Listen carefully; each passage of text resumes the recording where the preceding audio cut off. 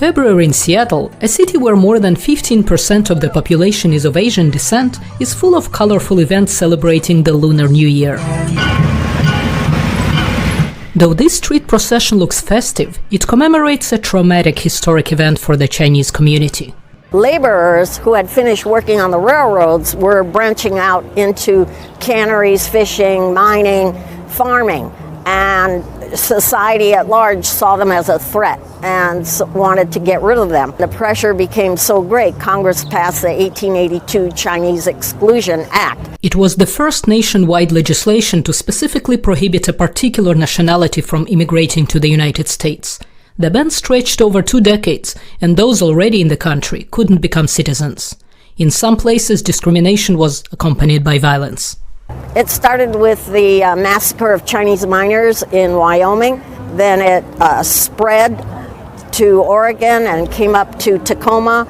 Their Chinatown, both of them were burned to the ground in 1885. And 6 months after that, the people of Seattle decided to do the same thing, except they rounded up whoever they could find and marched them to the waterfront. A mob rounded up more than 300 Chinese, taking some from their homes, and put them on the steamer Queen of the Pacific for deportation. More than 130 years later, participants representing about 20 community organizations marched from Chinatown to the waterfront. Seattle Council member Tanya Wu says her family members came to Seattle in the 19th century. My family has been here since 1887, yet I am the first generation born here in the U.S. And that is because all the females in my family was not able to immigrate here. And so families are broken up. And so I feel like this event is not just a commemoration, but a call to action that we have to stand against discrimination. The first reported COVID-19 case in the United States appeared in January 2020, about 25 miles north of Seattle. The virus first surfaced in Wuhan, China, the month prior. The pandemic made it worse, the then president blaming COVID-19 on Chinese.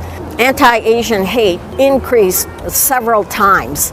And so we need marches like this to remind people the exclusion and the expulsion didn't end in the 1800s. It continues today, but in more subtle forms. March organizers stressed that the event is also an opportunity to celebrate the contributions Chinese Americans and other immigrants have made the city.